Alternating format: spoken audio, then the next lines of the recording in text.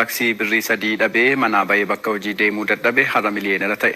Dargaggeessi kun dargaggoonni carraa hojii mootummaa mijeesseefitti sirnaan akka fayyadaman dhaameera. Sabboonaa Gaddafaa dargaggoo kana wajjin turtii taasisuun seenaa isaa iyyaafateera. Daawwannee walitti deebina. Qabaatan gooftaa ta'uu hunduu nama dhungataa, yoo dhaban budaa ta'uu hundan nama tuffataa jedhee geerara. Oromoon yoo afoolaan hiyyummaa balfee harki hojiif akka diriiru si'eessu. Namni afoola kana dhagaa guddates dhabee namaan tuffatamuu caalaa hojjatee horatee hundaan leellifamuu xiiqeffata. Godina Shawaa Lixaa Aanaa Jalduutti kan dhalate Iyyaasuu Lammaas sammuu afoola hiyyummaa salphina ta'uu himu kana dhagaa guddateen ulaa hojjatanii hundaan leellifaman yaadu eegalee jiruu mo'achuuf immoo ijoollummaan hojii hedduu harka kaa'eera. Ani daa'immaa koorraa kaasee barumsaa fi hojii waluma faana ofa wajjumaanan fide warra koo gargaaraa barumsa koos barachaa amman kutaa 10 ga'utti. Bara Iyyaasuun hojii eegalu daldalli boba'aa akka ammaa seera qabeessa waan hin taaneef barachaatuma daldala boba'aa qinxaaboo eegalee. Yeroo sanitti akka yaadadhutti maallaqa naannoo 40,000 natti fakkaate kanan ittiin eegale.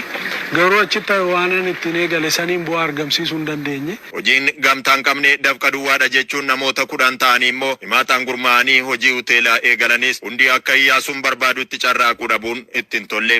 Hoteela tokko himaataadhaan walitti gurmoofne 10 taanee eegalle baay'achuu keenyarraa kan ka'e ani eeggusuma achumatti dhiiseen dhufe. Bara 2011 miiraariin gara magaalaa Shaggar kutaa magaalaa Buraayyuu yoo galu haalli kan duraarra bitaa itti galte. Gaafa magaalaa kanatti galu hojii dhabaadhaan.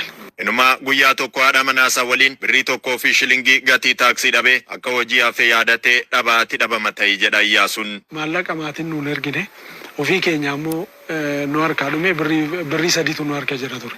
Piyaasaa ishiin ani ittiin deemtee barattee deebitu birrii birka 50 ture. Birrii tokkoof shilingii san qumsaaxinii keessa barbaannee arganne ishiin ittiin barumsa ishii deemtee deebite guyyaa gaafsanii ani mana oole. Yeroon sun bara 2011 yeroo itti dargaggeessi Oromoo qabsoorraa gara hojiitti fuula naanneffate waan ta'eef jijjiiramni biyya kanatti yoo dhufu Iyyaasuunis carraa himaataan gurmaa'u argate. Hojjadhu kootu gurmaa'e maatii kee walitti taati gurmaa hojii hojjadhaa jedhan.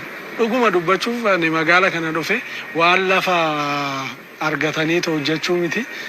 Suuqiin keessa bulaniyyuu waan jiru natti fakkaanne garaajii fi laabaajoo ture yeroo sanitti nuti irratti gurmoofne galiin keenya yoo xiqqaate amma namni hojii saniin tuffata birrii 2,000 gadi miti yeroo sanitti guyyaadha. Hojii garaagaraa harka kaa'ee milkii dhabuus keessa Iyyaasuu xiiqiin bulte jabduudha. Har'a deebinee gaafa jammarru dhuguma gaafa duraa ta'uu didee ani himaatarraa abdiin kunne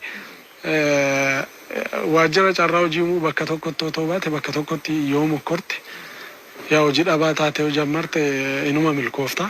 Yeroo sanitti iyyuu haa ta'u ganamaaf galgala kiyyarratti hojjedhe ganama yeroodhaan.